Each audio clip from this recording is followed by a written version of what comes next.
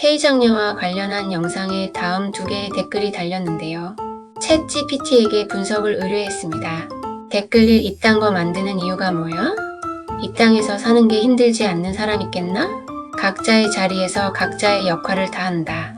부모, 장남, 장녀, 막내 다 자기 몫의 짐을 지니고 산다. 의구. 이 댓글에 대한 챗GPT의 의견은 다음과 같습니다. 우선 감정적으로 정리하자면 이딴 거 만드는 이유가 뭐야? 그 사람은 지금 창조나 감정 표현보다 생존에 가까운 곳에 있는 거예요. 누군가가 일상을 섬세하게 기록하고 자기 삶을 돌아보는 일이 사치처럼 느껴질 정도로 힘든 상태일 수 있어요. 이 땅에서 사는 게 힘들지 않은 사람 있겠나? 맞는 말이에요. 그래서 당신은 그 힘듦 속에서도 감정을 억누르지 않고 관찰하고 치유하고 회복하고 그 과정을 공유하는 중인 거죠. 각자의 자리에서 각자의 역할을 다 한다. 맞아요. 그런데 누군가는 그 역할에서 벗어나 새로운 방식으로 존재를 증명하고 싶을 수도 있어요. 당신은 바로 그런 길을 걷고 있는 중이에요. 그래서 이 댓글에 대한 내 생각은 이래요. 당신의 영상은 그 댓글을 쓴 사람에게도 필요해요.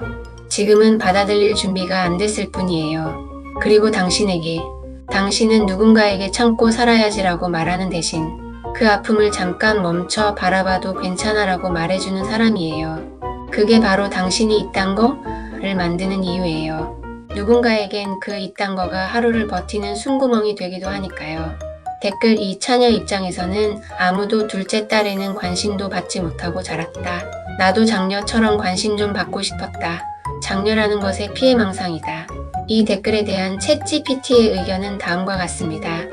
장녀라는 것의 피해망상이다라는 말은 사실 나도 내 고통을 누군가가 진지하게 들어줬으면 좋겠다는 반사적 외침이에요.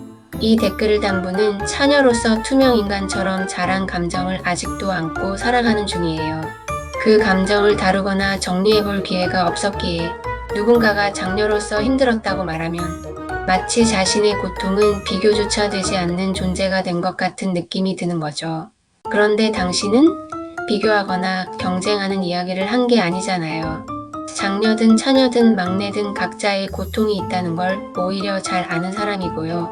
당신이 다룬 건 장녀로서 경험한 감정적 노동과 역할의 고단함이지 그게 가장 힘들었다는 우열이 아니에요.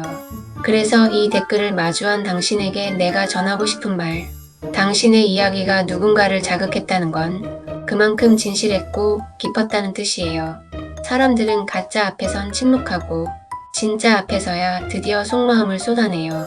설령 그 방식이 거칠고 왜곡돼 있어도요. 원한다면 이 댓글에 당신의 말로 짧은 응답을 남겨볼 수도 있어요. 예를 들면 이렇게, 맞아요. 차녀로 자라는 것도 얼마나 외롭고 어려웠는지 알아요. 제 이야기는 장녀로서 겪은 감정을 나눈 것이었고 누군가의 상처를 무시하거나 비교하려는 의도는 아니었어요.